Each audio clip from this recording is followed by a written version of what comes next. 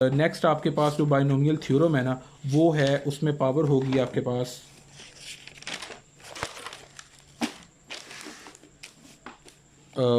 Binomial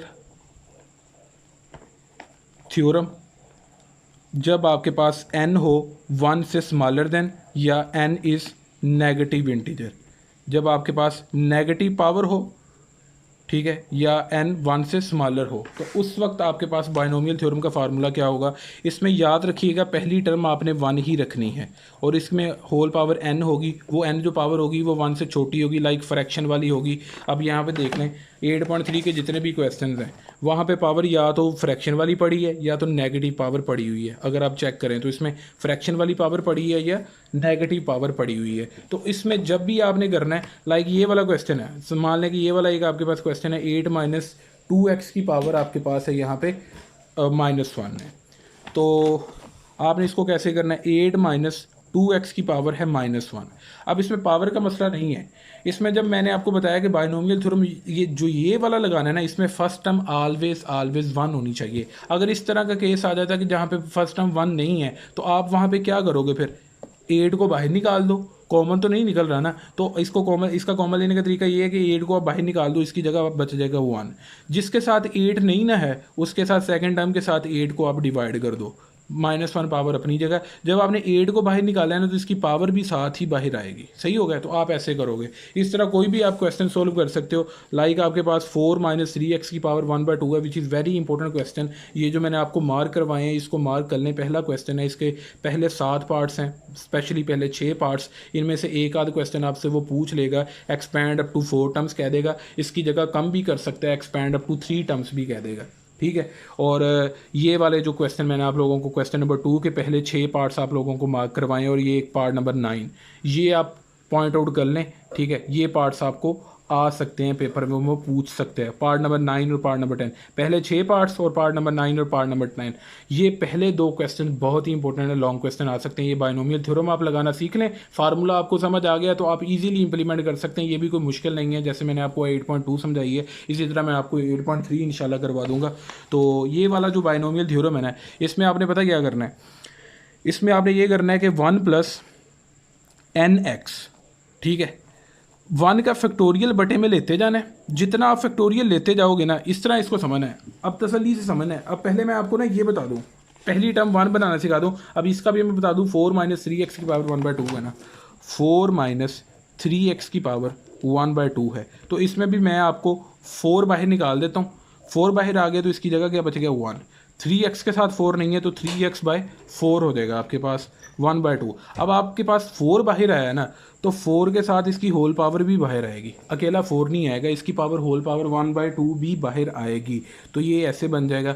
अब 4 का power 1/2 यानी 4 का अंडर रूट ले लें तो ये 2 आ जाता है। अब आप जो बाइनोमियल थ्योरम एक्सपेंशन लगाओगे ना, आप इस चीज़ पे लगाओगे, इसको एक्सपेंड करोगे। अब इसको एक्सपेंड कैसे करना है यही आपको मैं बताने लगा हूँ कि जब भी बाइनोमियल थ्योरम लगाना है जहाँ पे आपकी पावर नेगेटिव इंटीजर वाली होगी या स्मॉलर देन 1 यानी कि फ्रैक्शनल पावर होगी, फ्रैक्शन वाली, तो आपने वहाँ पे क्या करना है, जिस तरह इन दोनों केसेस में था, तो आपने वहाँ पे देखना है कि आपकी पहली टर्म 1 बनी है या नहीं बनी। आपकी नहीं बनी होगी तो आपने इस तरह इसको पहली टर्म को 1 कर लेना है। फिर नेक्स्ट क्या होगा, दरमियान में प्लस करना है, तो प्लस करना मैंने आपको 8.2 में भी सिखा दिया कि आप माइनस होगा ना तो उसकी जगह आप ऐसे कर लीजिएगा जिस तरह इस क्वेश्चन में प्लस इंटू माइनस कर लीजिएगा यहाँ पे, ठीक है। तो इसको आप आगे एक्सपैंड कर सकते हो, ठीक हो गया। तो इसमें आपने क्या करना है, फर्स्ट टर्म जो है 1 उसको एज इट इज़ 1 ही लिखना है, फिर प्लस ये है n। इसमें फैक्टोरियल का कॉन्सेप्ट समझना पड़ेगा। ये भी 7th चैप्टर का है। 8.2 में आपने कॉम्बिनेशन यूज़ की है और 8.3 में आपने फैक्टोरियल यूज़ करना है। ये भी 7th चैप्टर का कॉन्सेप्ट है। फैक्टोरियल कैसे लेते हैं, लाइक आपको मैंने कह दिया कि 5 का फैक्टोरियल फाइंड करो, तो आपने क्या करना है, 5 से शुरू करना है, पहले 5 लिखना है, फिर 5 में से 1 कम करना है 4 लिखना है, फिर 4 में से 1 कम करना है 3 लिखना है, फिर 3 में से 1 कम करके 2 और 1 तक जाना है। यानी 5 से पीछे को जाना, बैकवर्ड 1 तक चले जाना है। जितने भी नंबर्स होंगे उनको आपस में मल्टीप्लाई कर देना है, तो ये आपके पास फैक्टोरियल का यहाँ पे आंसर आ जाएगा। जितना भी रिक्वायर्ड आंसर होगा वो आपके पास यहाँ पे निकल आएगा।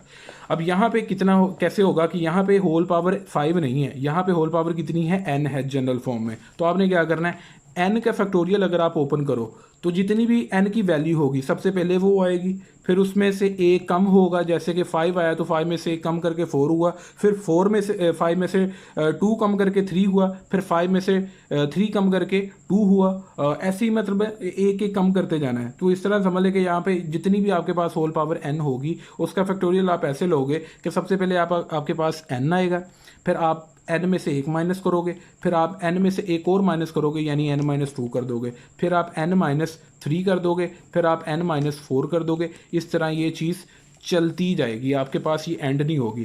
तो आपने यहाँ पे क्या करना है कि बटे में आपने फ्रैक्शन में फैक्टोरियल लेते जाना है। जितना आपने फैक्टोरियल लेना है ना, आप इसको इस तरह समझें, यहाँ पे 1 का फैक्टोरियल लिया है, अब इससे नेक्स्ट टाइम में आप 2 का फैक्टोरियल लोगे, 3 का फैक्टोरियल लोगे। ये कहाँ तक लेते जाना है? अगर वो कहेगा कि आप इसको एक्सपेंड करो 4 टर्म्स तक, तो 4 टर्म्स यहाँ तक बन गई हैं, ये फर्स्ट टर्म, ये सेकंड टर्म, ये थर्ड टर्म और ये फोर्थ टर्म। अगर वो आपको कहेगा कि आप 5th टर्म तक एक्सपेंड करो तो आपको आगे 4 का फैक्टोरियल भी लेना पड़ेगा। तो लिहाजा आप जितना फैक्टोरियल ले रहे हो ना सेकेंड टर्म जो आपकी है जनरल फॉर्म में x है उसकी पावर भी उतनी ही लोगे। अब यहाँ पे आपने 2 का फैक्टोरियल लिया ना, तो आपकी सेकेंड टर्म x थी तो आप उसकी पावर भी 2 लोगे। अब आपने 3 का फैक्टोरियल लिया है ना, तो आप अपनी सेकंड टर्म की पावर भी यहाँ पे 3 लोगे। अब आपने 4 का फैक्टोरियल लिया ना, तो आप अपनी सेकंड टर्म जो थी x उसकी पावर भी कितनी लोगे? 4 लोगे। और अब टोटल टर्म पावर का क्या करोगे, n का क्या करोगे कि जब आपने 1 का फैक्टोरियल लिया ना, तो n का फैक्टोरियल ऐसे ओपन करना सीख लो। तो आप सिंगल टर्म तक, एक टर्म तक फैक्टोरियल इसका लिखोगे n, अकेला n आ जाएगा। जब आपने 2 का फैक्टोरियल लिया ना, तो n के फैक्टोरियल में से 2 टर्म्स तक वैल्यूज जो बनती हैं यानी n इंटू n-1 लिख दो। जब आपने 3 का फैक्टोरियल लिया है ना, तो उस वक्त आप इसमें से इस n के फैक्टोरियल को ओपन करके ये 3 टर्म्स तक इसकी ये जो एक्सप्रेशन बनती है वो यहाँ पे लिख दो, n into n-1 into n-2। अब आपने जब 4 का फैक्टोरियल लिया ना, तो जो n का फैक्टोरियल आपने ओपन किया था उसको 4 वैल्यूज़ तक एक्सप्रेशन बना के लिख दो, वो बन जाएगी n into n-1 n-2 n-3। ये आपके पास एक्सपेंड करना ही आपको आ गया। ये मैंने आपको 5 टर्म्स तक एक्सपेंड करना सिखाया है।